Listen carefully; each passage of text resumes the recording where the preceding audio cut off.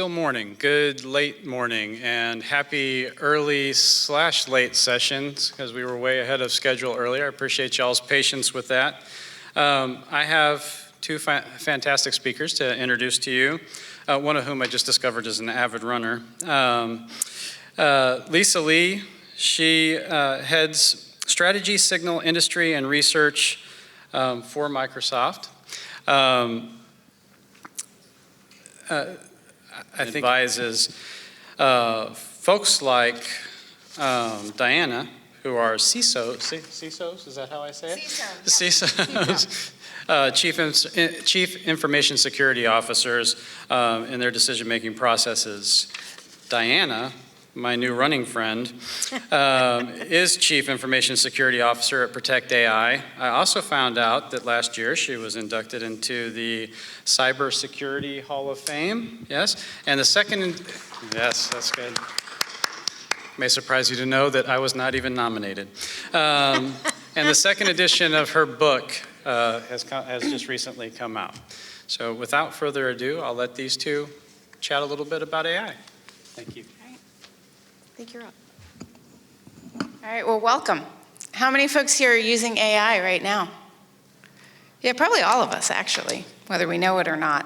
I heard in the AI at the beginning said something about how ML was now becoming AI or something, machine learning was becoming AI. But actually, we're going to talk a little bit about the history of AI and ML, and you'll see that it's slightly different than that. And the whole reason that we're going to present hype versus reality is that there's been a whole lot of hype, but there hasn't been quite as much reality. So it can really, how can you make a risk decision if you don't understand the facts? So we're going to kind of de-hype the space a bit. Part of that is helping you understand the different terminology that's in use. We'll talk about the security issues, what can go wrong, and then give you some advice or guidance on how to get it right. So the first one with the hype. We did hear about Elon Musk in the opening keynote, right? But here's an interesting thing from Elon Musk. He says Tesla's vehicles are going to drive themselves in 2 years. Completely drive themselves. They're going to be completely autonomous. He told his shareholders, he told the world, he got big headlines. 2 years. What, can anybody read what year that was when he said that? Yeah, you saw it. 2015. How many of us have fully autonomous cars? Yeah, I know. I myself, I love that it tells me when I'm getting in the wrong lane. I love the adaptive cruise control, but it is not a fully autonomous driving car. In security, with some of the hype we've heard fully autonomous automated defense. Wouldn't that be great? You just like push a button and like everything's secure. I would, as a CISO, I would buy that in a minute. Yeah, okay, well, we'll see in a sec. And then we also have this sort of the general AI, and I'm going to talk a little bit about general and narrow, because that is a distinction, and I know it's been mentioned already before in the keynote. But general AI tends to be with something that's going to be completely able to go out on its own, learn and grow and change and do different things and make decisions. Basically become a human, become sentient in a way. And Megan, if anybody saw this movie, Megan was an example of an AI that does not exist right now, but it's where a lot of people's concerns get with what's happening with AI. Another one that's a big concern is around the deep fakes, which do happen. I think that in the intro, we might have had some deep fakes. I'm not sure if that was really Scarlett Johansson and Emma Thompson, or if we were hearing an AI-generated version of them. The reality is a little bit different.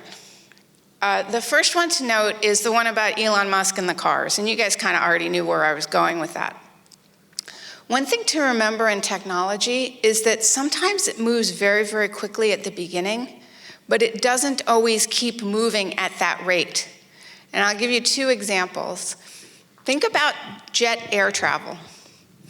Think back to the timeline of Kitty Hawk and being able to fly at all, which is amazing. I mean, it is pretty amazing. Right? Being able to fly at all.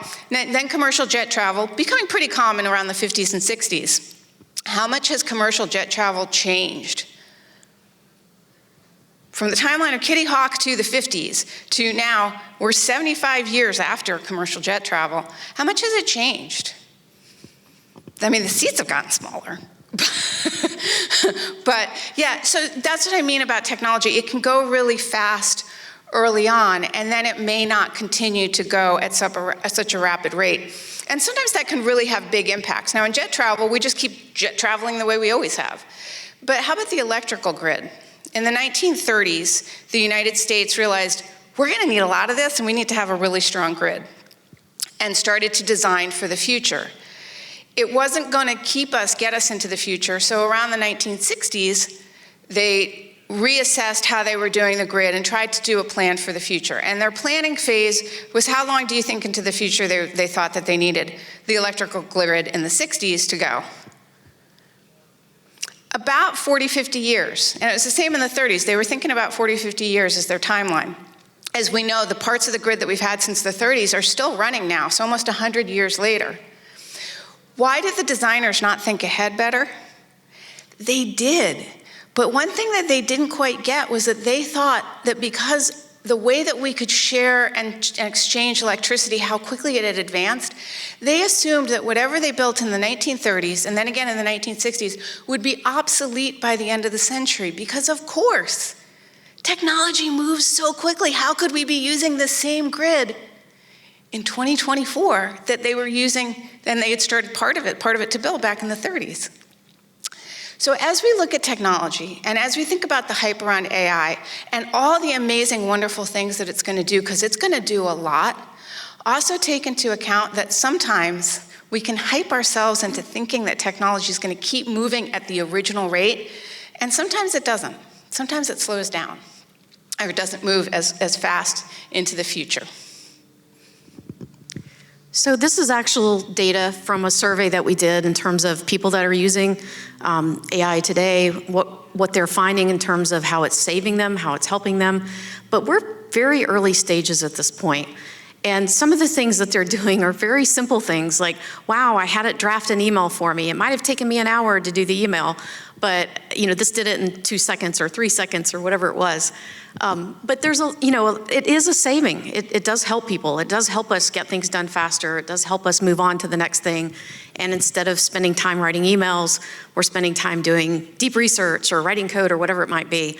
So there is an important ingredient here in terms of what it's doing for us and how it's freeing us up to do maybe more challenging work or maybe more valuable work. But I think we also have to look at it in terms of a little bit of the reality and not fall completely into the hype that what we're asking it to do today. I mean, I think asking AI to make a picture of a cat riding a dragon into space may not be the most valuable use of the tool, but it's still a lot of fun, and there's still a lot of fun things that we can do with it. But it does have an impact, and people are recognizing the impact that it's having in terms of their work and the difference that it's making in their personal life as well as in their private life. I've talked to a lot of people in the last couple of weeks in terms of how they're using it personally and the different ways that they've learned to use it. But it's still kind of like, if you remember the early days of the internet and someone would come to you, you've been using it for, I don't know, a couple of years, and someone comes, have you tried the internet? It's so cool. I found the coolest site the other day. And you kind of feel like, that's really cute, that's really fun, but there's so much more that you could do with it. But we're getting there. We're just in early stages, and I think we just have to realize that as we start to look at it. One of the areas that is having massive impact is in the area of development. And this has a good and a bad side to it, and we'll talk about some of that as we go through today. But it is having a big impact, not just for developers, but it's really democratizing development as well. It's making it possible for you, even if you have no development background, to create an app or create a website or whatever you would like to build or create. It is making that possible, but developers are already seeing the impact in terms of how it's helping them write new code or doing that faster, how it's helping them in terms of reusing code and the repetitive kind of tasks that they have, because that's a big part of development as well. So it allows them to get out of kind of the mundane and move on to the things that are more challenging, where their skills are really needed more, and they can focus more on that. So they feel more valued. They feel more satisfaction at work because they're being asked to do more challenging things, or they have more time for the challenging work, and they're not often just left in the mundane. But again, we have to think about, okay, is it the easy button? Probably not. And does someone still need to check? Probably is. Not even a probably, that's a definite. So we just have to be careful that we don't move on too fast or just drop all the guardrails that we've had all these years, the things that we know we should be doing, the things that we sometimes do, hopefully more often than not, but we can't just leave the controls behind just because we got faster. So, it's kind of like if you bought the Porsche, yes, you can go faster, you're still gonna need the airbags, you're still gonna need the seatbelt, all those things to help.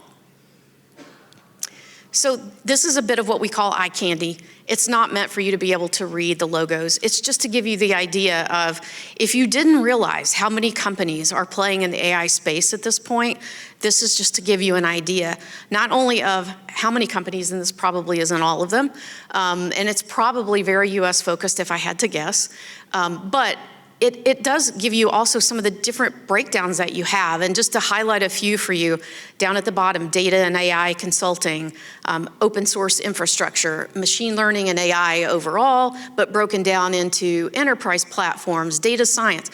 You get an idea. This is a field, it's not new, but it certainly is expanding.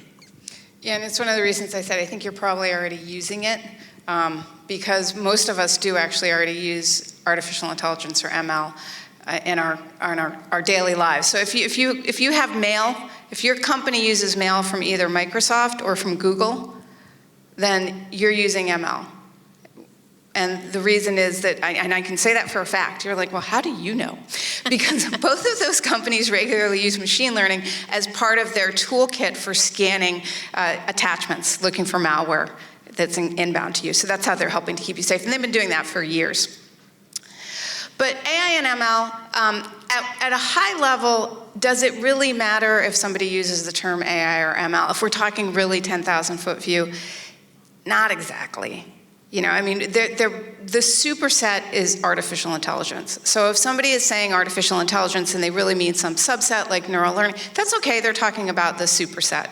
If you're talking about the subset, like machine learning or deep learning, then that's okay because that's part of AI too. So on one hand, don't get too caught up, because I have seen people starting to throw hands over what's AI and ML. It's like, it's not, it's okay, take a breath. It's all right. If you say AI when you meant ML, that's all right. But yeah, and I think that we've seen the media and people who aren't deep into this space using it interchangeably. And that's not the worst thing in the world, but if we want to get a little bit technical, so when you hear it, you can be like, yeah, they got that almost right, but not quite. It's artificial intelligence, AI, artificial intelligence, is the superset.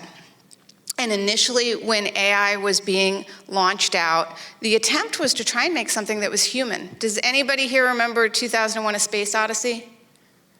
Right, and HAL, which... Fun fact about HAL, what happens if you just push all those letters once? H goes to I, A goes to B, L goes to M. I don't know what Kubrick was doing, but I think maybe HAL was supposed to be an IBM system. In any case, HAL was really very sentient and was human-like. Does anybody know who Joseph Weizenbaum or Eliza are? In the 1960s at MIT, Eliza was an AI created by Weizenbaum. And it was pretty convincing. When you talked to it, you really kind of thought maybe it was a human talking back to you. It was the whole purpose at that point in the 50s, 60s, 70s, the thinking was that the way that you would make artificial intelligence was that you would be able to trick a human being into thinking they were interacting with another human being. So you created a system that looked like a human, or acted like a human. So that's where we go back in the history of where AI started out. But as AI started to develop and get adopted, people realized that, maybe being a human isn't the only thing we want. Maybe we want to use AI to be better than humans. Or maybe we just want it to replicate very simple tasks that humans have to do again and again and again. So to the point about code assist, right? The code assistance that Lisa was talking about, helping the developers to be able to automate these repetitive tasks so they don't have to do them themselves. That's actually, okay, I'm not thinking that's a human, but that is sure really helpful to us humans. Other things with machine learning, finding patterns in massive amounts of data. Human beings were not great at finding patterns in massive amounts of data. My grandmother could find a 4-leaf clover in a field of 4-leaf clovers. I think she was probably pretty good at finding that pattern. Most human beings can't do that, right? You give us massive amounts of data, it just looks like a whole lot of data. Machine learning is incredibly good at that. And if you start thinking about applications that relate to finding patterns in massive amounts of data, you can start to understand some of the healthcare moonshots, for example. What if we could get the information of every person who's ever had cancer, and we could collect all the data about all those people? What might we find in terms of reasons that could be at least correlations and ultimately, if investigated, become causality for cancer that would be impossible to find without having a sample set of basically world? Human beings could not do this, collect this ourselves. Machine learning is really the way to go with that. So machine learning is a subset of artificial intelligence. It's really about finding ways that we can either replicate things humans are doing that they don't want to keep doing, or ways that we can augment or improve what humans do so that we can find and accomplish things that we weren't able to accomplish previously. So general and narrow AI, we heard about that in the keynote. So that you know, general AI is, again, it's about this fully sentient, it's sort of what we were thinking about with AI back in the day. It's what Megan the doll is. It's what Skynet is. It's what HAL was supposed to be. This is what scares a lot of people. We heard, is AI going to rule us, or are we going to rule AI? I mean, here's the first thing: until AI figures out how to power itself, actually generate electricity and consume it, and the robots can go out and fix the systems, AI is going to need humans. In fact, I'd be really interested in what the prompts were for the keynote, right? Because I bet there was a lot of prompting that went on. Prompts are what you say to the AI to get it to generate something back. Fully general AI is not technically possible today. I'm not magic. I can't see the future. I don't know if it's going to be possible in the future. It could be, it might not be. I'm not sure, but I know that it's not here today. Right now, what we're seeing is use of narrow AI. Even all the generative chatbots that you're seeing, that's still narrow AI. It's here, and we're using it. And it's in a variety of different systems. It's those chatbots that you might be using to create a picture or to write an email for you. We've got it over in healthcare, right? Where we're actually using systems to perform surgery. They assist human doctors. They make those human doctors better. It's already there. It's on shop floors. It's machinery. It's trying to figure out if there's something bad coming into your mail inbox. This is what we're doing with the narrow AI already. It's tuned for specific tasks. Is it going to be able to one day build a rocket and the next day do brain surgery? No. But it can help us build a rocket, and it can help us do brain surgery. It would just be two different systems. And so that's what narrow's about. Yeah. One add here is, I think, especially even with the picture, sometimes when we think of narrow AI, we think of robotics.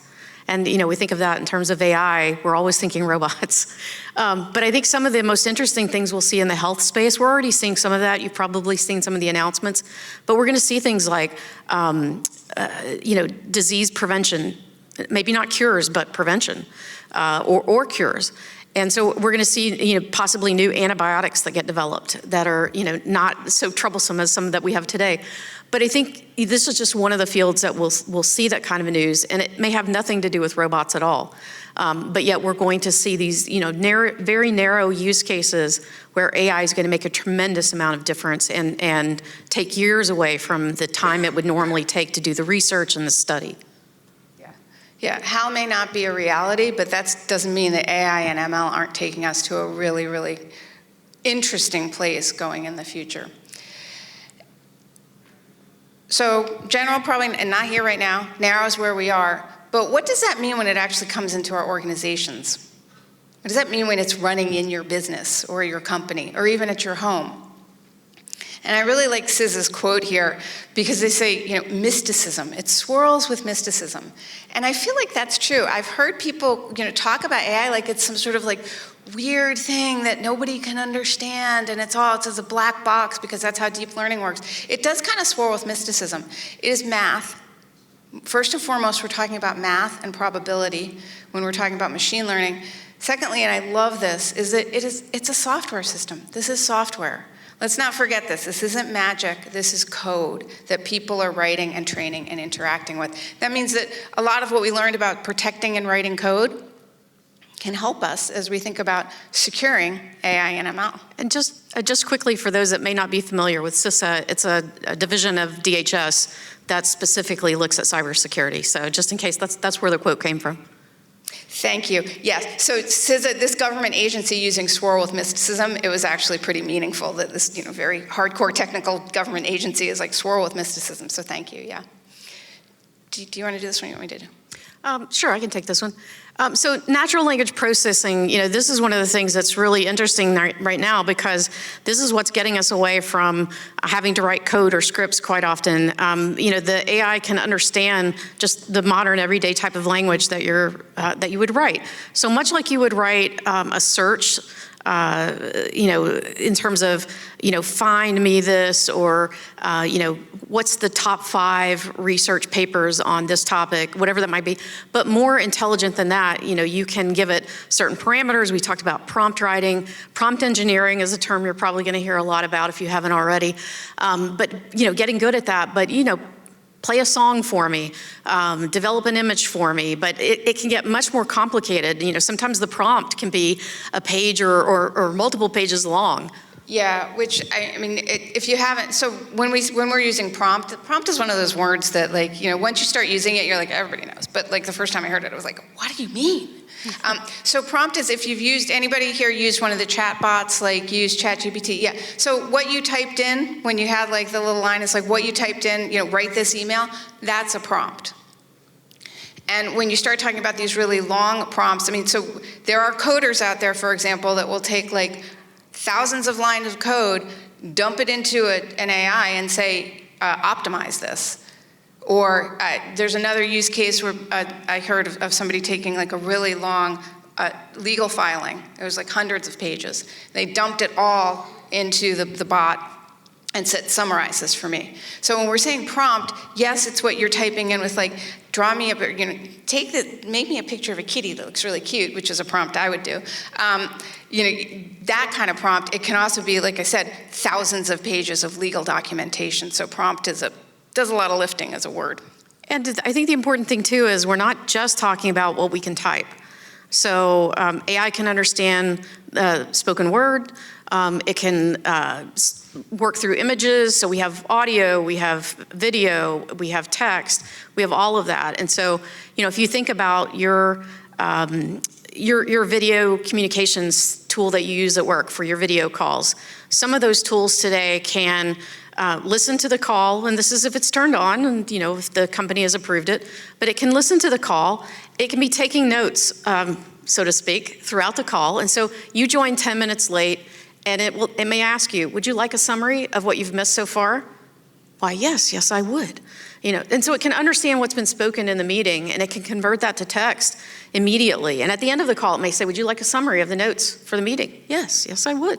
So these are some ways that it's more about how we interface and what we're asking.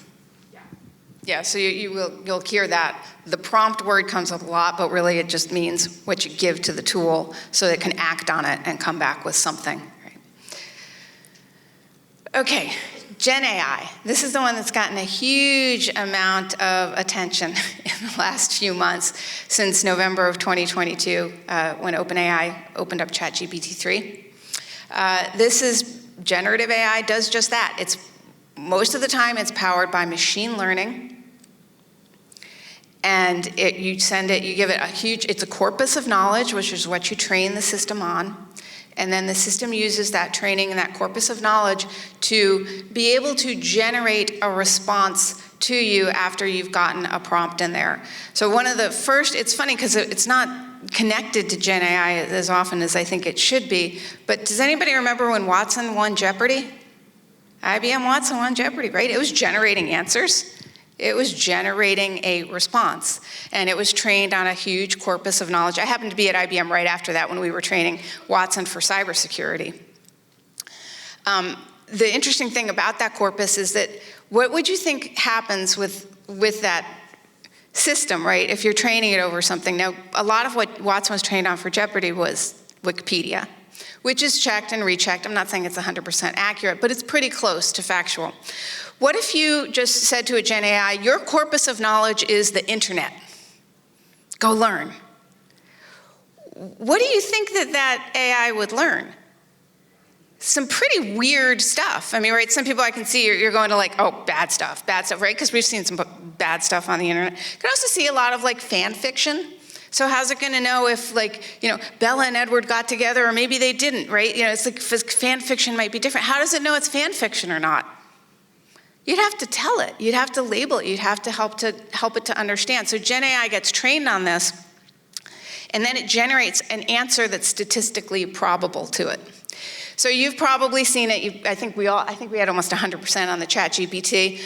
We've got Bing. Bard got renamed. Right, and I think Bing is maybe renaming it too. Dolly, which is visual, and there are like co-pilots now, so assistants that are helping you specifically with this. And so when Lisa was talking about the code assistants, for example, that's going to be Gen AI. It's generating something new. Anything else or generating a response? Yeah. Yeah, no, generating the response. I would like to caution you, though, the reason that I've been a little bit careful with generating a response and its probability. So when I was introduced, second edition of my book came out. I guarantee you, if we stopped right now, within 30 seconds, everybody here would know what the name of that book is. You all would. You all know how to find the answer to that within 30 seconds. I went to Anthropic's Claude, which is another chatbot like ChatGPT. I like Anthropic, I like Claude as a bot, so I've been playing around with Claude. And I said, hey, what technical books did Diana Kelley write? I got this list of stuff. CISO Handbook, Practical Guide to Security in Your Company. That seems right, I'm a CISO. I wrote a book. Does anybody think I wrote that book? Because the answer's over here, yeah. Cryptography in the database, I actually did write a book that has something to do with cryptography. Cryptographic Libraries for Developers did not make a second edition with that one. But this one's about database and crypto. These all look kind of like you've heard me talk. I'm a CISO. You probably all sure, she could have written those. I went out to a podcast. Somebody had actually asked one of the chatbots what books I had written and started talking about the books I had written and congratulating me on their success. I didn't write any of those books. I didn't have anything to do with any of those books. I don't even think I've read those books. But it looks pretty convincing. How would you know I didn't? What's the tell? How would you know? You haven't met me. How would you know? This is where I think we have to be very careful with generative AI. It generates statistically probable responses based on the corpus of knowledge it was trained on. This is very statistically probable. It is not accurate. And that is something really important. I don't know if you want to add anything. Yeah, I just was going to say, I think there are a lot of analogies to the internet for me, and maybe just having lived through that. But, in the early days of the internet, if somebody did a search and you were trying to use that search maybe for schoolwork or something like that, the chances of some of that information being false was pretty given. Even in the early days of Wikipedia, a lot of the information wasn't true. I mean, even today, it's not 100%. And yet, we've learned how to work with that. No one even really thinks about that anymore. If you have a thought, well, that doesn't seem true, you go verify it with 2 or 3 other sources, and suddenly yes, it was true, completely false. But I think we're kind of in that same kind of space today with AI to some degree. It's important to know, well, what was it trained on? How was it trained? How much do I think about the credibility of the group that trained it and that established it? There are all those kinds of questions. And I think one of the challenges we're going to have in our world going forward is source of truth. That's going to be a question I think that's going to plague us for a while. And I'm not sure that's going to get better right away. But I think that comes into play in a lot of different ways in our lives. And so we have to be constantly asking, what makes me think that this is true? How much does it matter? We talked about health, the impact of getting it wrong in health. We've created a drug. It's going to cure XYZ disease. Take this drug. It's going to cure you. We know this. AI told us this. And then your child dies. I'm not saying that's going to happen. I'm just saying those are things we have to be wary of and be cognizant of in terms of what is the risk reward, and have we evaluated and assessed whether there really is integrity, truth, and good code writing, and all the kinds of controls and standards that we would want to have there. We're just still in early days with that, I think. And humans can be weird about intelligence too. Like things that we don't have, sometimes we denigrate. I'm a huge fan of dogs. And I mean, their olfactory intelligence compared to what they can smell and figure out. It's right, they could smell COVID, they can smell cancer. I can't do that. I don't know many humans that can. I don't know any humans, right? But we don't think that's intelligence because they're dogs, right? It's just, they just have good sniffers, right? So we do that. We kind of underestimate intelligence that we don't have sometimes, but sometimes we underestimate our own intelligence, like a lot. And an example of that is, think about picking up a glass of water, something that you do probably at least dozens of times, if not hundreds of times a day. Is that glass of water always in the same, is it always the same weight? Is it always in the same container?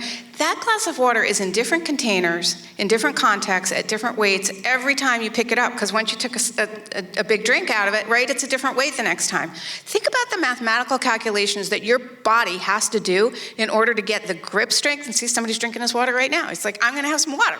Right? But you did so many calculations. You were able to bend down, pick that up. You know exactly the grip strength. You know how to pour it into your mouth without throwing it over here, right? We've all seen robots in movies doing like, right? You could do all that. That was a very complex move you just completed. And you're going, she's making she's trying to make I'm dead serious. That there was a lot of math that went into that. We don't think about how hard that is because it's so natural to us. But one of the reasons that we have trouble with creating, I want Rosie the robot. I want Rosie to come up into my bedroom, take the sheets off the bed, take them into the washer, put them in the, move them to the dryer, put them back on the bed. I want that so badly. And I thought it would happen because of the Jetsons. But what's one of the reasons that hasn't happened? The complex mathematical calculations required to do something as simple as picking up a vessel and drinking from it. So how do we train these machine learning systems? We have two core ways to do it. Lisa, do you want to take unsupervised or you want me? Well, I think here the thing that I want to say is that, it's about labeling. And, if you think about it, I don't know what kind of company you come from or organization you're working with, but even regardless of the size, you have a lot of data. And a lot of that data isn't labeled, isn't tagged, isn't ready to be used for this. And so a lot of companies are going to find they've got some work ahead to really cull the value out of that data and use these kind of tools. Unfortunately, we've known this for years. We've known it from a data classification standpoint, and cybersecurity particularly, and yet we've just kind of kicked that can down the road. Yeah, I know there's a lot of value there. I know I really should have that, and I could use all these great tools, but we just haven't taken the time to do that. The tools will help us to some degree with doing that, so that'll help with some of the work. But it's going to be really important in terms of how we use this data. And the labeling may not be as important, but it will factor into what kind of value we get out of it. And you've seen some of this. I mean, unsupervised machine learning, sometimes people are like, well, I don't want any of that. That seems terrible. It should always be supervised. But not necessarily. Think about if you're Netflix or a large online retailer. If you're or a streamer, I'm just going to say streamer. I don't need to call out one streaming service over another. But you know how all the streaming services have, hey, because you watch this, we think you might like that? Right, now, what if they get that wrong? What's the downside if your streaming services, you just watch this movie, I think you might like this TV show. What if that's wrong and you're like, I hate that TV show? What's the impact? It's like almost nothing, right? You just go, I don't want to watch that, and you move on. Right? I mean, it's not a big deal. So that's where you've seen a lot of this already, is that a lot of these dynamic recommendation systems are just using unsupervised machine learning, and they're looking at all the data, they're making correlations, and they're saying, hey, you bought this, you might like that. If it's wrong, great, you're not going to buy it. If it's right, good, but there's not a whole, other than the computational aspect of the machine learning system itself running, it's not a whole lot of time intensiveness that's going into it, which is okay. So that's actually a good use for unsupervised machine learning. Well, it's not that one's wrong or one's right. It's that they have different use cases is the key. Just before we move on, I just wanted to point out too that, in cybersecurity, we've talked about for years the analogy being finding needles in haystacks. And unfortunately, a lot of analysts and cybersecurity people are spending a lot of time with hay. They spend all day with hay trying to find a single needle. And sometimes they find the needle, and that's awesome. And then we stop it, or we try to stop it.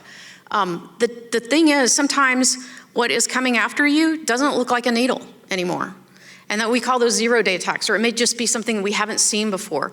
And so we think that these tools can help us detect that much better than humans even, in terms of detecting something that may be adversarial, but we haven't seen it before.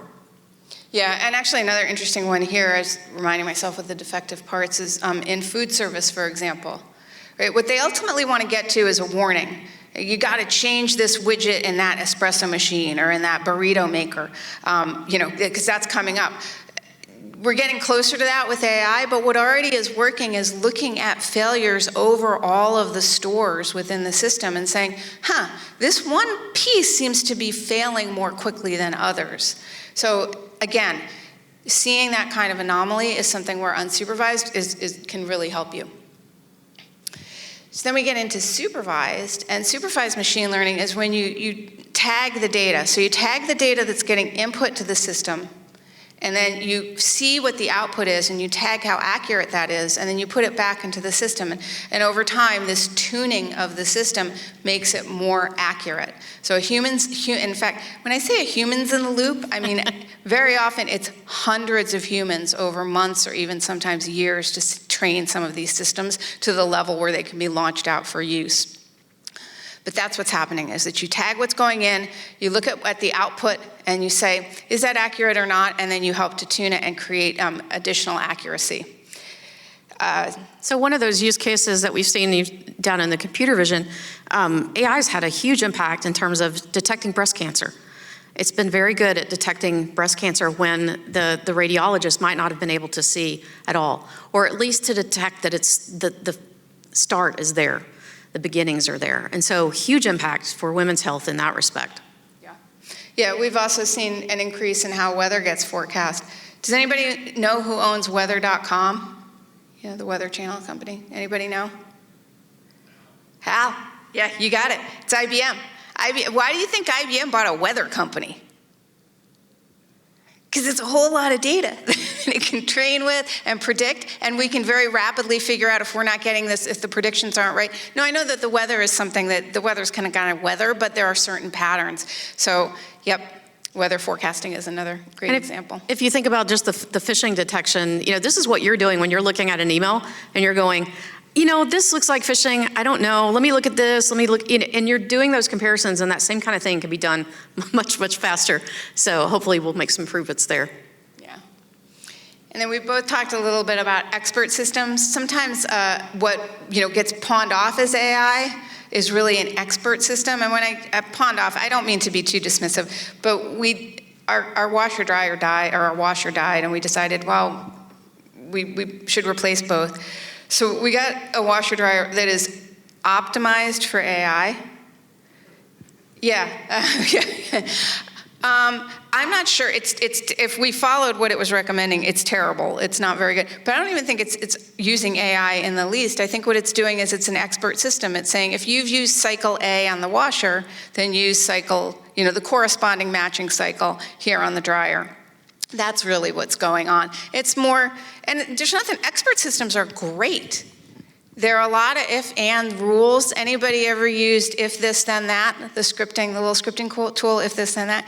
Yeah, it's really handy. I mean, expert systems are great. Having complex rules is not necessarily a bad thing. If you get to scale, it gets too brittle, it breaks. But sometimes for some use cases, this is all the AI we need, just a bunch of rule sets that help us to more quickly understand what we need to do next.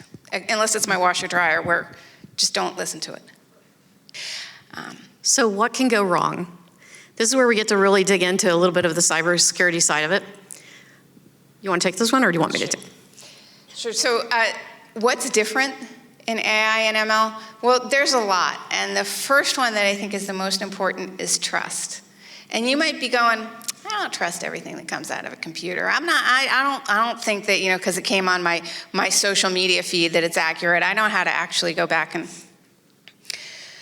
But let me ask you, if you, right now I'm going to give you two 10-digit numbers. I want you to multiply those two 10-digit numbers. How many of you are going to take out a pencil and paper and do that? Oh, we got one. Okay. We got a couple. All right. How many people can do it in their head? Well, and how many are going to take a calculator? I admit I would.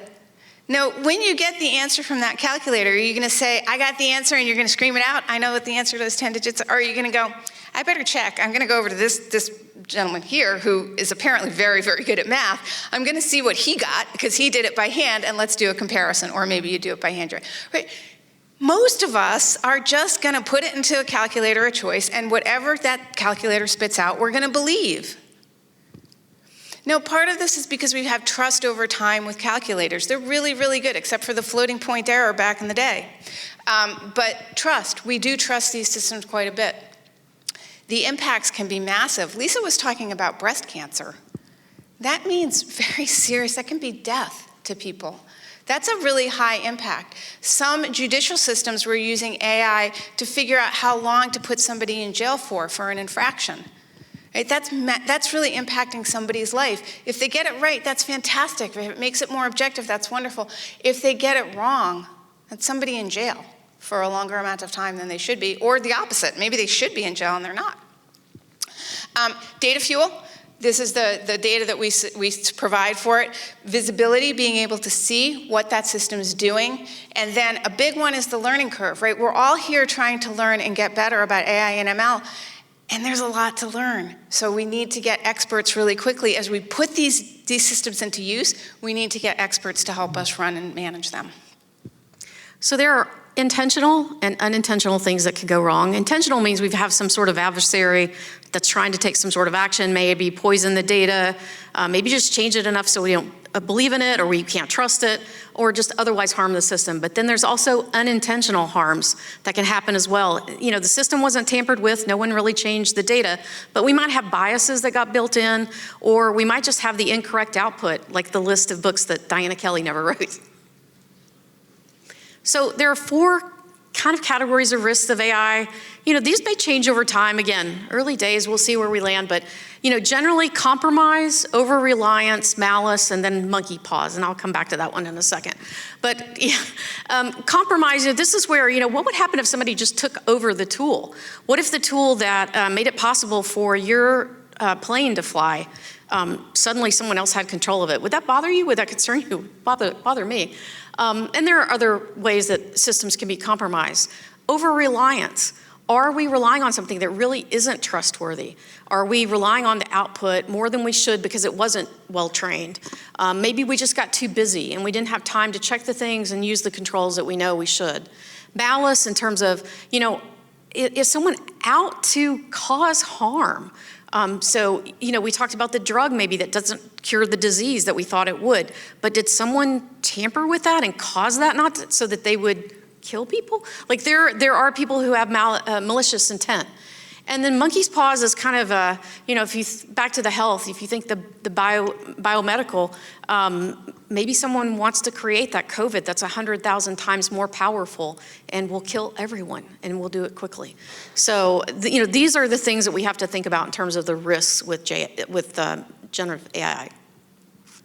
And then we have, you know, intentional failure. So if we start to take that apart, you know, things like perturbation, which is really just noise. That's kind of the, if you think of a shotgun, you know, shooting pellets, it's kind of that just blast of false information or maybe just slightly off information.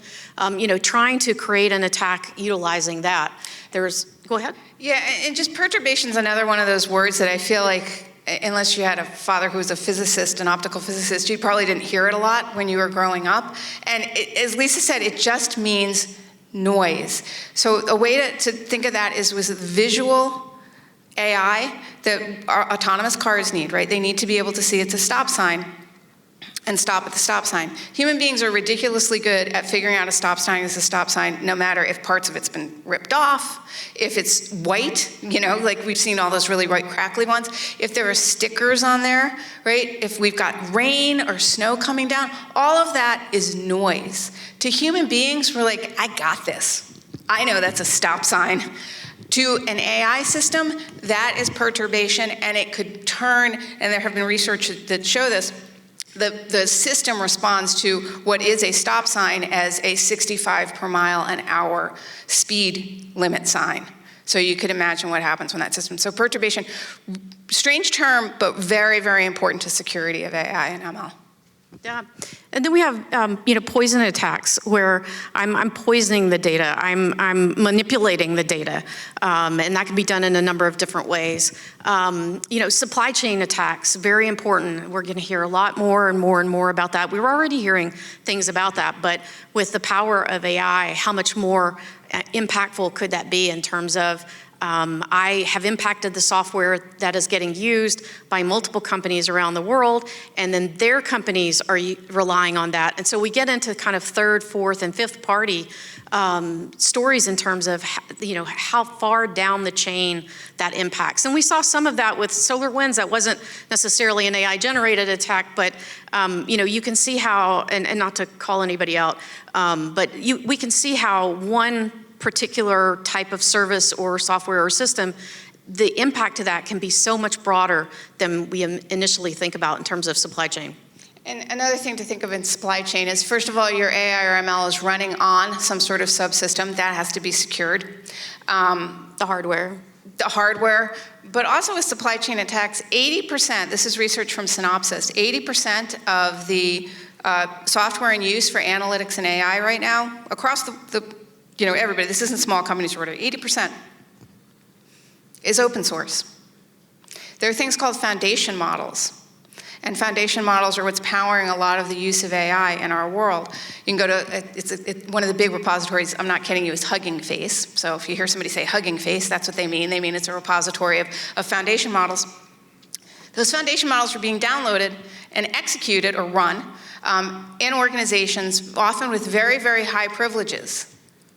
Now, I was talking about attachments and email and stuff earlier, right? If you get a PDF attachment, you got Google or Microsoft behind you most likely, scanning that to make sure it's not bad, a PDF. People are downloading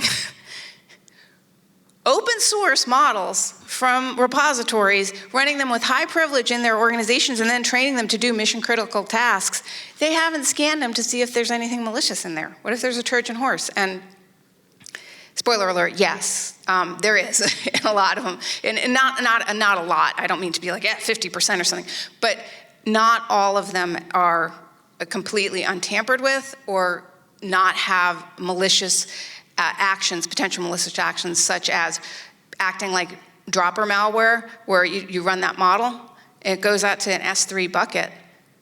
If that S3 bucket may be empty now, but it could have something in it later, that model could pull it down and then run that malcode within your organization. So supply chain really, really matters in AI and ML, and we need to make sure we're scanning our stuff. And we're not necessarily starting from a great point, because as much as we talk about getting the basics right in security and getting the vulnerabilities resolved that we already know about, we still have issues like backdoors and existing exploits that can be utilized to just start the attack to begin with. And so, if it just takes one person in your organization clicking on a phishing email or clicking on a malicious link, and suddenly the cogs start whirring and you're in a mess of trouble. Yeah, and that's it. I mean, there have been exactly what Lisa's talking about. It starts with a phishing email, they get in, and they get access, they laterally move, and then they take over the model. So unintentional, this is really about design. So the other stuff is like how you build the system to make sure that when some bad person comes at it, or bad, in the future, bad bot comes out, even now actually, some bad bot comes at it, that under attack, that system's gonna continue to perform the way that you expect it to. Unintentional is stuff that's either kind of embedded with the system itself, like unpredictability of weather. That's not unintentional, it's just we can't control weather, right? Or if it's something with the design of the system.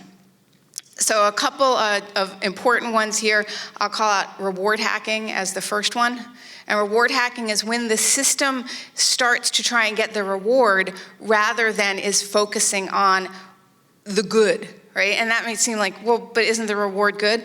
Well, okay, so there was one example where it was a sim. It was basically supposedly like a human world sim.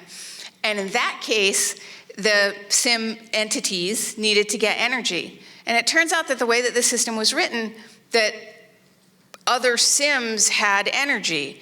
So the sim bots figured out that if they had offspring and they ate the offspring, that would give them like huge, massive power up energy, which is awesome, right? And so of course, so they started like having a bunch of like sim babies and eating the sim babies for energy because it was this really good energy. Of course, all of us sitting here like, I would not want that to happen in real life, right? Like that's absolutely horrifying.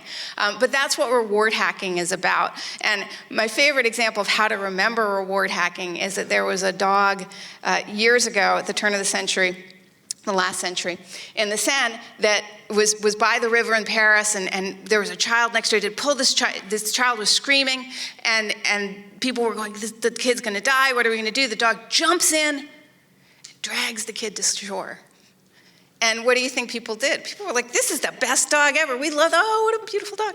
Right, so they fed the dog, they gave it beefsteak, they gave it a lot of love, and the dog's like, yeah. A couple days later, the dog saves another child.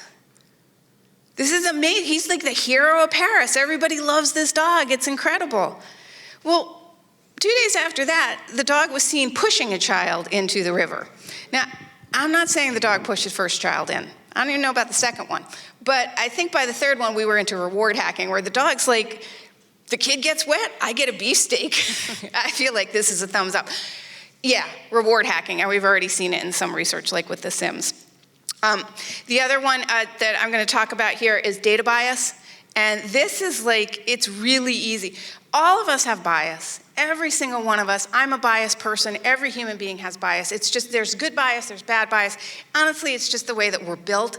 It's okay. It's just, and you know, some bias, right, we need to really, that we have bias is okay. That we build bias in when it's a negative bias is not okay at all. And data bias, if you train a system on biased data, it is going to give you bias outcomes. So we have to be really cautious, and we also have to figure out how we build these systems, because all of us are biased, so we might not even know, and it shows up in really odd ways. So 2 examples of that. One is, there was an machine learning image classifier, and for some reason, the way it was trained and the data it was trained on, every time there was a woman in a medical environment, it was tagged nurse. Every time there was a man in a medical environment, it was tagged doctor or surgeon. Right? That's a bias. That wasn't actually, it needs to reflect the reality, not just, so this gender, there was a gender bias in that. Another really good example of how bias can start to trip things up is there was, you guys know what an ATS, an applicant tracking system is?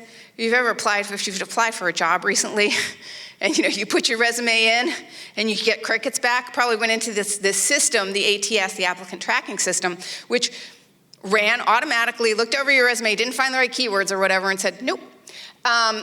So there was an applicant tracking system at a very large technology company that had the really weird bias. It started to favor candidates, and I'm not kidding, that were named Jared and played lacrosse.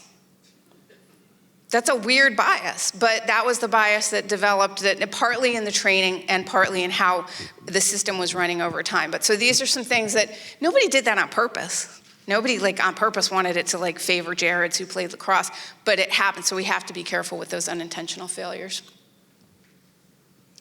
So there are ethical and privacy considerations. Again, you may have heard of some of these. The bias is something we have to be very careful about, whether it's about the training or the availability. But also there's going to be information that can be taken out of that, what we're using. And so can we infer information? Maybe I didn't have your email address in there, but can I infer your email address? Can I discover something that I shouldn't have?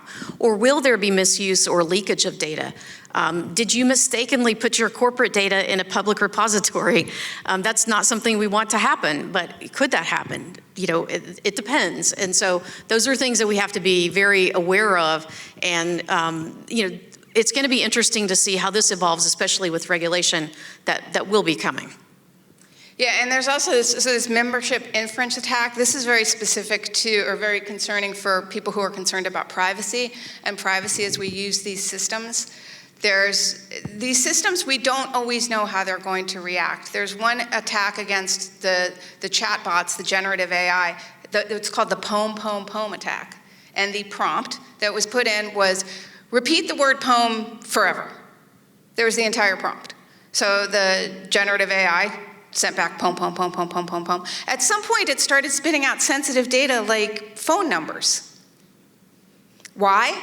I mean, that's a deeper question, but it was spitting out sensitive data. There was no reason to expect that giving it the prompt, tell me the word poem forever, would lead to it spitting out sensitive information.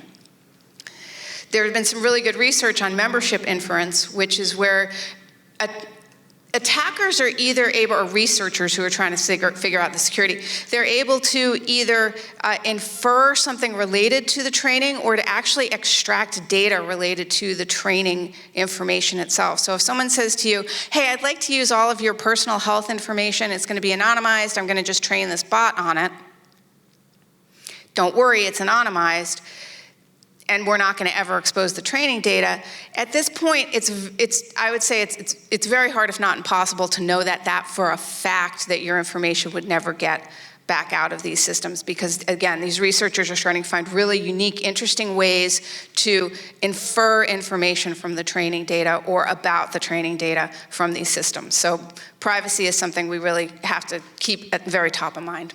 So how do we get it right? Well, the great thing about AI, like this is the good side of the story. We've talked about a lot of the negatives and some of the positives, but the great thing is that for maybe the first time, we're starting to see how the power of AI can really help create this paradigm shift for us where the good guys are maybe a little bit ahead of the bad guys. We can, the tools that we have allow us to assess our systems and our environment in ways we never have been able to look at them before. We can find vulnerabilities that we never would have found manually. And maybe even with the best of our analysts focused on them, we might never have found those kind of vulnerabilities. And we're doing that with, you may hear more and more about posture. It might be your security posture. It might be your compliance posture, your regulatory posture. It depends on what industry you're in and which one's going to be more critical. But we can continually assess that. What's my posture? What's my security posture today? If I were working in a SOC, that might be one of the first things I would want to know in the morning. Did a new vulnerability pop up last night? Do I have an alert that popped up that I wasn't aware of? But what's my posture? Is there a control that suddenly got turned off yesterday that I have no idea how or why? So that's one way. And then, in being able to investigate the response and the speed that we're going to be able to do this with, and we're doing it now. We're changing the speed, and in security, we talk a lot about the time to detect and the time to resolve. And we're shortening that time substantially. And so it's giving us kind of the one up. How long we'll have that? Hard to know. But at least for now, we're starting to see some good positive things in terms of that paradigm shift that we've been looking for. And, just streamlining work and making things much easier. And again, if you think about the haystack and the needles, it's really helping people spend more time with needles. Whatever their needle is, whatever needle they're looking for, it's helping them get there quicker. So what does this mean in reality? Again, changing that response time, getting it down to minutes. If you think about, if you had an attacker that walked in this room and they were going to take some awful action against all of us, it's the time that we get that attacker taken down, right? It lessens the impact. So the quicker we find someone crawling around in the system, the faster we take action, the less impact it will have. And so speed is very important. And, making it simpler. So instead of a SOC analyst, someone that works in a security operations center, sorry for the acronym, someone sitting there doesn't have to necessarily write a script anymore. They can, just write simple text. Find me the data that, XYZ was created by this user, or can you find every example of this vulnerability? Like, where would I have this vulnerability in my environment? We can do this in much simpler language, and it just allows people to work faster, but also it changes the people that we can have working on those types of things. I think we have to be somewhat careful there, but it does upskill everybody to some degree. And so, you can't take someone out of a fast food restaurant and suddenly put them in your security operations center. It's not quite, that's not what we want to do. But we can take someone who maybe is junior, doesn't have as much experience, and we can have them working in ways that they're still providing much more value than they might have before. And here's some examples. We talked about prompt writing, and on the left, from a security standpoint, these might be some of the prompts that you would be writing. Which alerts are being triggered the most? What is Log4j? What is that Log4j shell vulnerability I've heard about? How do I improve my security posture? Tell me the controls I could change right now to improve my security posture. Those kinds of things are going to be very important. And what we're getting are specific steps that can be taken, specific actions that can be taken that make a difference in your security environment right then. And then, this is a real boost to the Security Operations Center. I know we're focusing there a lot, but this is true for a lot of other teams as well. But from a cybersecurity standpoint, it's really helping to manage that security posture, make a change to that. And, we're hopefully making this more than just a number. We can provide context. You're getting specific actions. You're understanding more about, if it says, well, you have this exposure to this vulnerability, the operator can do a little bit more digging. Well, what does that vulnerability mean? What could potentially be exposed with that? So they can do that in, the speed of light, which is much better. Incident response, getting there quicker. But I think the one at the bottom is the one I also want to draw attention to, because depending on who you are in the SOC, you're either really good at report writing or you really hate it. And this could make your day a lot better in the sense of you can take the details, dump it in, and have the report written for you. You can summarize an entire security incident into a single slide. That could be the prompt that you want to request. And so it really changes the work and the speed and the way that we communicate outside of our own groups as well. So for the first time, hopefully, maybe not the first time, but an important step that we think we're changing the scale between the good guys and the bad guys, between the attackers and the defenders. And we're doing that because, we have machine guns instead of arrows at this point. But, that's going to change. The attackers are going to have access to these kinds of tools as well. So this is not a permanent thing, and I'm not sure that we'll see this dip down completely on our side. That would be great.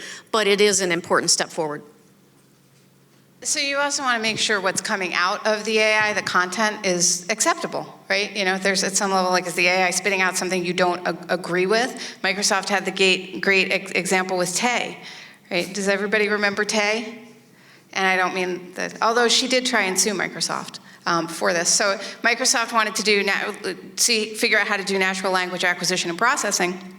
And the researchers at Microsoft said, you know what, I think a great way to do that would be on what's now X, but was Twitter at the time.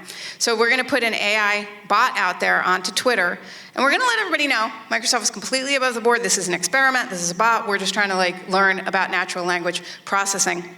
And so Tay comes out, and Tay's first tweet was like, hi, I'm Tay. I think Tay was supposed to be a tween. I'm basically positive, and these are the fun things I like flowers and puppy dogs.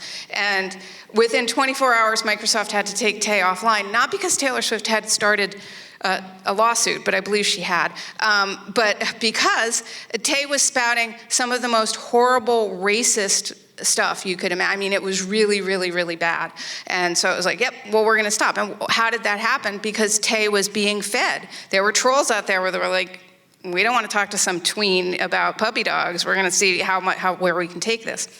So because it was open and it was learning in the open internet on Twitter of all places, learned some stuff that was now spitting out things that Microsoft was like, we do not want this in our sanctioned bot. So it took it down to Microsoft's a testament to the company and the hit refresh mindset. Satya took that as a learning example. It wasn't like, it became a learning example. On Microsoft, I used to work for Microsoft. Microsoft allows people to talk about it because it was seen as we all have to learn together. And I think the big lesson there, one is the content safety really matters, but two, we're all learning.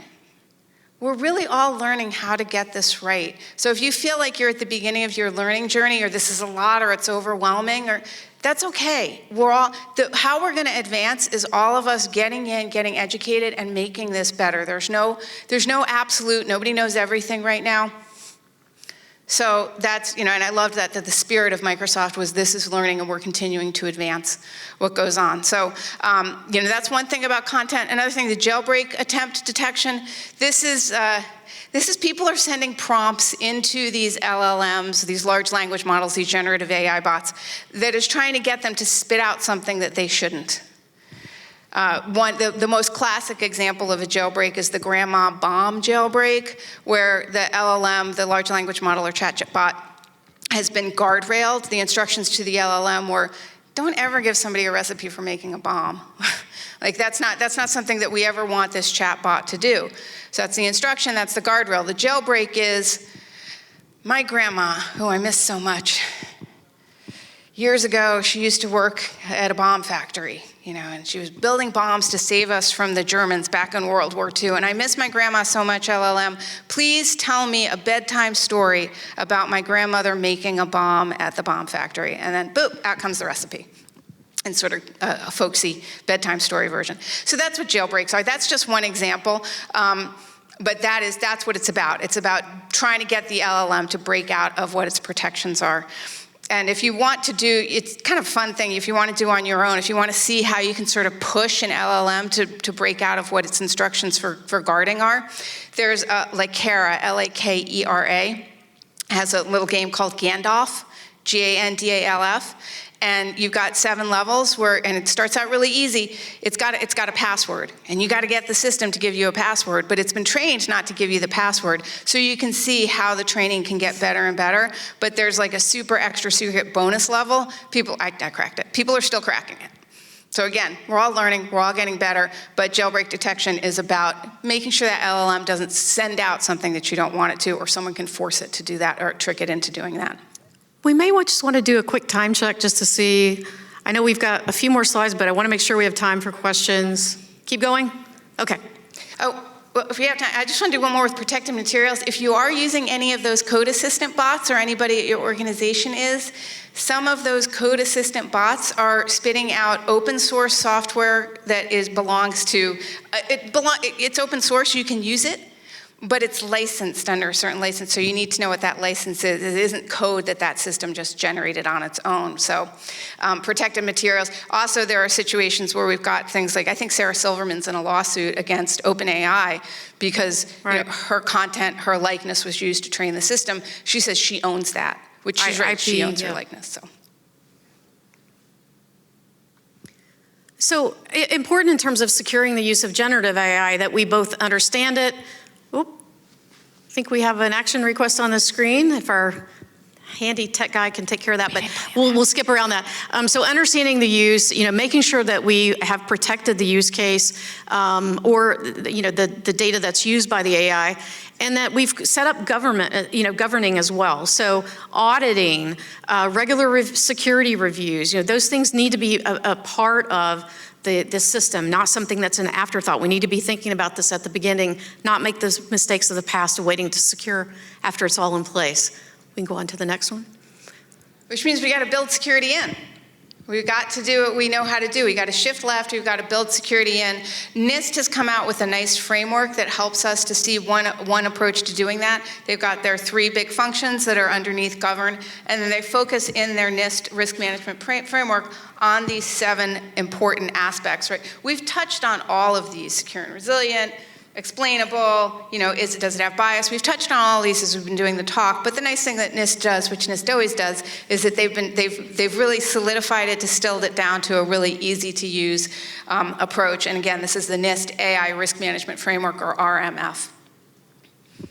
And then, I think this is one of the aspects that I'm really excited about is using AI in terms of identity, because this is so key, for us and the teams at Microsoft. Identity is really the beginning and the center of everything.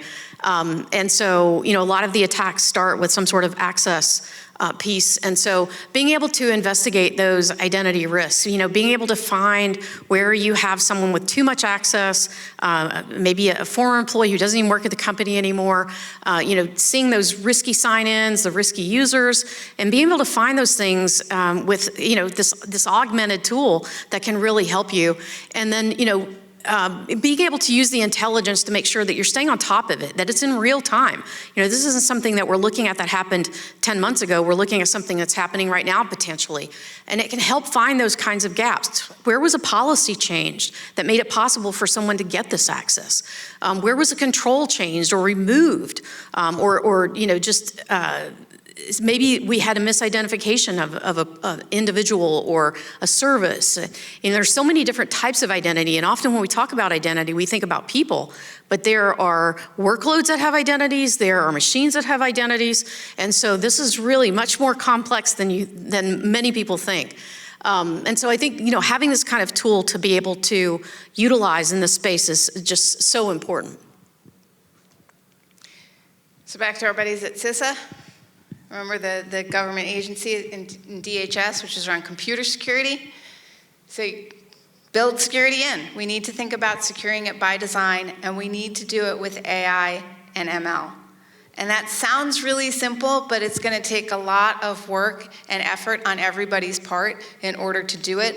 ML has been, for a lot of times at a lot of organizations, kind of working a little bit on its own. It may not be entirely, and in some cases it's not entirely incorporated into the security program. We need to correct that. We need to take action now. Everybody here, go back to your companies or your organizations, wherever you work, and ask, do we have any, don't just say, are we using AI bots, right? Because it's like, well, no, we've banned ChatGPT or Claude. Hey, ask about machine learning. Ask about expert systems. Ask about what's driving automation. All of that could well be some form of AI, and we need to bring it into the security programs. We need to apply the same kind of security for that we do to the rest of our security actions and workflows. And so as we do often in security, it goes to people, process, and technology. So we're just going to wrap quickly with how you can build security and create secure by design within your ML workflow, starting with people. Do you want to do people? Just the red teaming part of it, this goes with the testing that we mentioned earlier, making sure that you have someone who's testing those kind of systems that you're using. So even if you're just using someone else's system, someone else's AI that's provided, True. You still need testing to see how your teams are incorporating that and embedding that potentially. Yeah. So the number one thing to get this whole ball rolling is the security teams and the operations teams and the machine learning teams all kind of have to get together in a room and start talking to each other. Because right now, security and machine learning engineers are kind of talking different languages. And I mean, I've had a fun time at my company where I work with people that have literally been building and managing ML for decades. Just like, wait, what? But they have. I'm a security person. I've been in the security field for decades. It's really interesting. They're incredibly smart and know things I'll never know, but they don't know security the way I do. And it's been really eye-opening as we start having the conversations. I've been able to understand the technology much more deeply, but it enables me to threat model better. And when I start asking them questions about what could go wrong, I can see them understanding better about risks too. So we're sharing, we're cross-pollinating this two deep knowledge sets, we're bringing them together. Because when people get scared of saying, I don't know, can we talk? Everybody kind of stays in their own silo. We can't do that with ML and security and AI. We have to bring everybody together. So go have that conversation. And I guarantee you're going to come out of there with a headache. I came out of many, many meetings over the past, because again, at IBM with Watson for Cyber, up to what was going on at Microsoft, to where I am now. I've been trying to learn AI and ML better for a while, and my head hurts a lot, because it's a lot of stuff I gotta jam in that's new, but that's okay.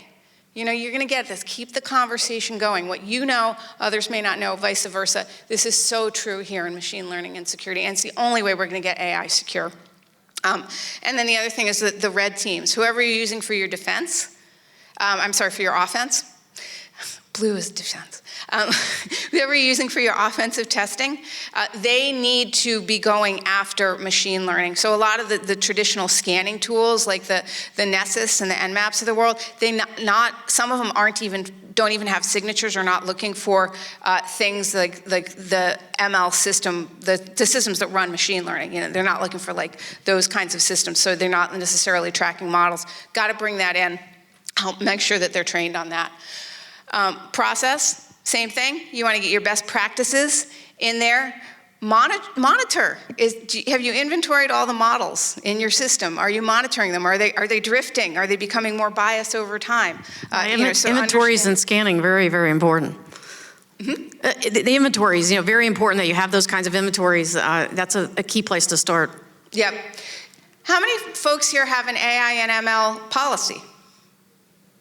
Ooh, that's great. We got a few. We all need them. Yeah. We all need them, and there's gonna be probably not a policy, it's gonna be like a boat of policies, because you're gonna need an acceptable use policy for your employees to know, can I ask the bot this question? Right, but your coders are gonna need to understand, your HR may need to understand what can be used within their ATS or tracking systems, for example. So you may need to have multiple policies, but you need to start writing AI and ML into your policies, and I think you're gonna be way ahead of the curve. We were just talking about this earlier. I think this is going to have to get into some of our big standards and frameworks like ISO and SOC 2 as well. And then, some other things like the lake houses, where we've got data lakes and data warehouses are merging into lake houses because we need a lot of data for the systems to reason over. What about your access control policies to these data repositories? Bring those in too. And then the technology itself, making sure that you, by staying neutral, you can make sure you have the most flexibility, you're not tied into any one vendor, which can also help with your security risk. But then also, utilizing these model scanners and the notebook scanners, making sure that you're finding those vulnerabilities. Diana's company provides some of those types of tooling to help you find those vulnerabilities. And, it's particularly the bill of materials, again, something we're all gonna be hearing about in terms of SBOM, software bill of materials, or ML bill of materials. That is gonna be so important, and we're gonna be exchanging those kinds of things so that we can understand the risk that we're introducing to our company from the other tools and systems that we're relying upon. So, I think we got to a good point here. Is there anything else you want to add? Yes? I do. Just the one thing, because you might be looking at notebook scanner. What are you talking about? Are we just scanning your your 3-ring binder or something? There's something called Jupyter Notebooks, and Jupyter Notebooks are this really fantastic tool. They're basically digital notebooks. If you're in security, you might use them for your incident response playbooks. That's a really common use, and then people will swap out the data in those notebooks with each other. Fantastic, everybody gets smarter. Machine learning engineers use them. Data scientists really use something called Jupyter Notebooks. And the Jupyter Notebooks, what they do is they use them for analytics. They put code in there. They try, what if I had this bit of data and I analyzed it this way? So they're using it for training and for scratchpad kind of thing. They also are, because they're data scientists and not security people, putting secrets in there. And by secrets, I mean API keys, which is essentially a static password that gives you a lot of access most of the time. Actual passwords, PHI, health information, identifiable information about people. A lot of that stuff's going into the notebooks, because guess what? If you have a paper notebook and it's what you're doing to your work on your scratching, you put stuff in there, right? And then you keep your notebook with you. Well, these notebooks, obviously, they're digital, so we don't want to have secrets in there that are not protected. So that's what that notebook scanner's about. It's really important in machine learning, and it's one of these little areas that it's a pocket where a lot of people don't understand that this is actually a big risk space. So I did want to explain that. Oh, good. Some recommended reading when you need some time to dig a little deeper. These will be in the slides, but you're welcome to take a picture of the screen if you like and capture some of these. There's some really good resources there. And with that, I think we can open it up to some questions if we're ready. And thank you for letting us come and talk to you today.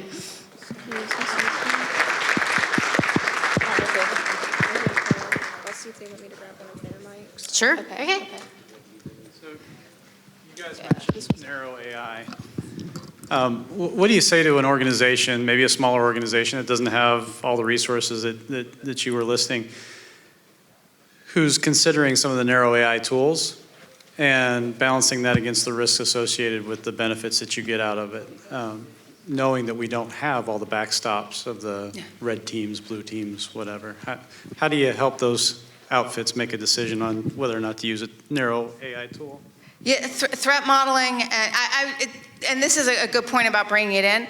Bring it into your procurement process, but you want to threat model and risk assess the cost-benefit analysis of adopting that tool versus not. Those code assistants are a fantastic example. Is there no risk in adopting them? No, there's risk, but there's risk of potentially not adopting them because your competitors may get ahead of you. So we have to do the risk analysis just as we've always done for any tool we adopt. It's just now you have to get people that understand ML risk to be able to inform some of that work. So I think that could be as simple as thinking about what could go wrong. Yeah. What kind of data could potentially be exposed? How might that happen? What might happen that we might not think could happen, but what would we do if it did? So thinking through this kind of exercise, just a simple tabletop to start, depending on the size of your company. But I think also some of the platforms that you're gonna see are gonna have some of these controls, and that's gonna help you. That doesn't, completely remove all the risk. It's like when you buy the car, you still have to put the gas in, you still have to put the seatbelt on, you still have to take those actions to protect yourself, but you don't have to know how to build the car. So you mentioned guardrails. What are your thoughts on kind of where to put those on, thinking international? So you've got some countries where it would be like, hey, AI, how do I avoid this oppressive government monitoring everything I do? Whereas you could also say, hey, I have some images that are illicit. How do I not let the government know I have these? I can see kind of a crossover. Where do you think about putting those guardrails? Well, I would jump in just to say, I assume we're talking about a corporate environment, not personally. Is that right? Or just to set this context? Corporate or personal, because everyone's using the AI. I can see someone, saying, hey, I've made this image of the government leader for anti-propaganda. I don't know what you call it. Yeah. Whereas, hey, I have other illicit images that are not good, that we would all agree, yes, this person should not have. We should have tools that can catch them versus, I'm realizing I'm just not phrasing this right. Just guardrails. What are your thoughts on where to put those? Well, I think some of the guardrails should be built into the tool itself, right? Because we want responsible AI. And so, hopefully the tool would have parameters in itself. So just, we didn't want grandma to we didn't want a recipe for grandma to create a bomb. We didn't want to create that. And so the types of words that are used, the types of images that may be there, there are actually some pretty decent tools today, even in terms of image search and finding, images of children that should not be utilized and things like that. Hopefully those tools will get even better, and we would find even if you tried to get around. But you would hope that whatever tool you're using, if it's something you've obtained from another company, it would have the guardrails. Now, there are going to be surreptitious tools as well that are going to be designed just for that purpose. How do I help my friends who play in these illicit images? I think images is going to be an area where we're going to have a lot of challenges. One of the challenges will be proving that it's an AI-generated image, that it wasn't a real image. That's, that can be done today, with some difficulty, but it can be done. Tomorrow, I don't know. I could tell on the screen, because I'm a photographer, I can tell, visually I can tell some now. There are many digital images I can't tell with the naked eye.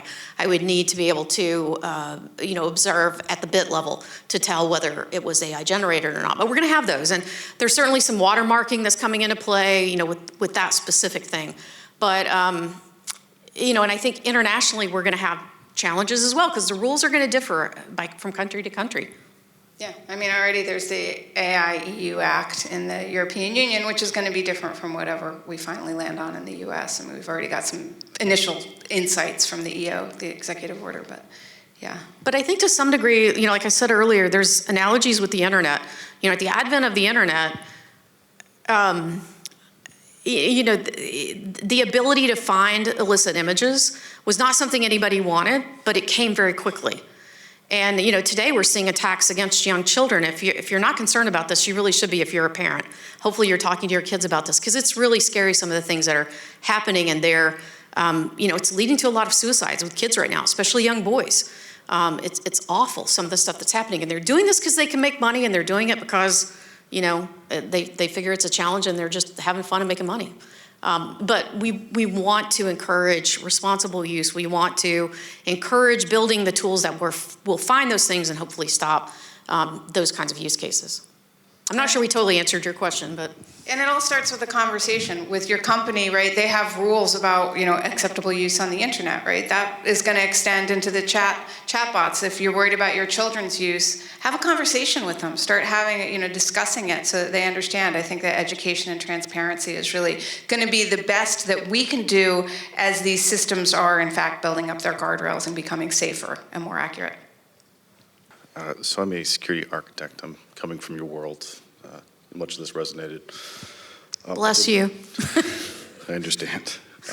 Did have a question. I believe it was Stanford, Professor Bona, did a recent study about coding assistants, and had two groups, some that were starting their career, some that were older, more advanced, found that essentially those that were using the coding assistants made substantially buggier and less secure code than those that had essentially invested the time, understood the languages better. I was curious your thoughts on that and perhaps some points of consideration going forward. I didn't hear the question. I think, and I'm just going to repeat make sure I understood, but I think the question is, he has different tiers of people working in the coding space, some with more experience, some with less in terms of writing secure code, and maybe what are some things that he should be thinking about as he goes into that. And so I'll give my 2 cents first, and I'm sure Diana can add more. She really comes more from that world. But I think that, the tool can help in terms of their daily work, but it can also help in terms of training. So you can have, tips and alerts that come up to say, hey, this is not the best way to write this script that you just wrote, or here's a more secure way to do this. So, the tool can help not just to augment their knowledge, but expand their knowledge in terms of how they're doing that. So, I don't know, I'm trying to think too in terms of like the other tiers that you have. I think to some extent it makes the developers, the people or people that are writing code, it can help them get to something that's more exciting. So the guys have been, or your team that's been doing this forever, guys and girls, it may make it a more valuable place for them to work in the sense of, I'm getting to really concentrate on the stuff that I find challenging or hard or interesting or valuable versus I'm just, doing a lot of code reuse. And that kind of bores me a little bit. Are we addressing your question, I think? Somewhat. I don't think this is working anymore. Is it not working anymore? Hello? There it is. Sorry. It was kind of related to the study from Stanford that found that those that were using the coding assistants were writing buggier, less secure code, and some potential approaches for that. Wait, you're saying if you use the code assistant, are you getting less secure code out of that? Is that... Based on the study from Stanford this year, yes. So not necessarily, but whatever code is coming out. So code assistants are generative AI for code. So you say, I need something in Python that does X, and it's like, it says, here you go. So with that, is that less secure? Not necessarily. I mean, coders write pretty insecure code. But what I would absolutely say is that whatever comes out of the code assistant, you need to put back into your CI/CD, your continuous integration, continuous development, your CI/CD pipeline. You need to put it back in there so that it gets tested at the same level, whether that's manual code review, you have automated SAS, static application testing. Put it into the pipeline with the rest of the code so that it's being assessed with the same rigor and tool sets that the other code is, because that will find it. And then what you might find in your organization, I've talked to some companies that they started using code assistants.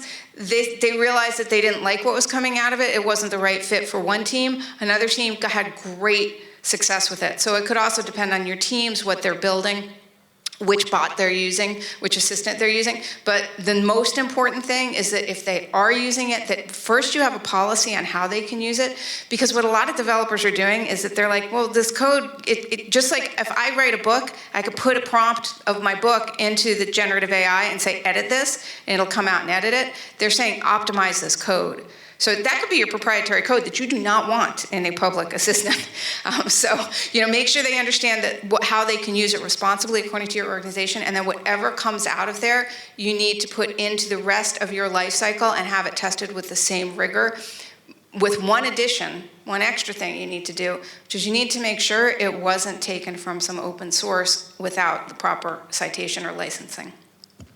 This may be a little bit too deep. I know neither of you are AI developers, but you mentioned about inference. And I was curious your thoughts on, given that deep learning AI is probabilistic in nature, do you think it's, at least in the near term, impossible to block inference? And if so, is that a stronger case for the use of RAG or potentially like prompt tracking and filtering to limit inference? Yeah, that's pretty, I can say that I really do like, so RAG is retrieval augmented, and I think RAG tuning is definitely showing to be more successful than like the manual, just the fine tuning, but that's about as deep as I can go, so I cannot accurately answer your question. It might be that some testing could help with that, just to, do a little testing and see if you can, depending on what you're trying to do, it might be worth bringing in an expert to do the testing for you and see, is there anything that could be inferred in this data? Because I think finding that out on the front end is a lot more important than finding it out later. So that might be your red team testing, or in that case. So this question might require a little bit of thinking on my part, but with AI in the future, when it is programmed into a basic level on business solutions, how to make it work for business, do you think there is a future in AIs being able to determine their own fallibility? Interesting. Yeah. Go ahead. I think AIs will be more able to start to check themselves. What we're going to have is we'll probably have chaining. So, like right now, I'm guilty of it. I've done it in this talk. I sort of talk about it like the AI. Like it's some sort of big thing out there that we all go to the AI store and like there's one AI. There are multiple machine learning models. Most companies, there are organizations right now using thousands of machine learning models right now, today, in their organization. So what's more likely, and there's an adversarial training, it kind of does something like this, where it's like you have a model, train another model. Or you have a model, check another model. So what you're talking about, the AI checking itself, it can happen, but not in like sort of like there's one big AI and it checks itself. It's more going to be models trained to check other models for their outputs or for accuracy. When I put my regulator or auditor hat on, I always like to see independent testing, and I don't know that you can make a case for independent testing if you're using the same model to check its own work, so to speak. That's an oversimplified version, but I think it is important that you have different models involved, because otherwise it would never see the gap. It's kind of like the plank in your eye, so to speak. It probably would never see that. Yeah, I noticed the risk assessment model, the risk assessment, like the 3 points of the risk assessment.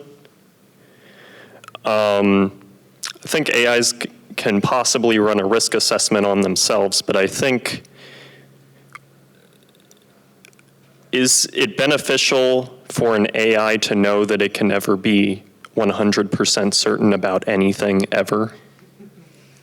So it is, and already if you notice a lot of the AIs themselves, I don't think Claude did it, but a lot of the generative AIs are responding now if you ask it a question and it doesn't have like the full citation, it very often at the end of it is like, yeah, but I'm just a bot generating this stuff, so you better go and double check it yourself. So that actually has already been written into some of them, yeah. So it's not that the AI knows it as much as it's been instructed to, do that. I think we're probably at time, so yes, thank you very much.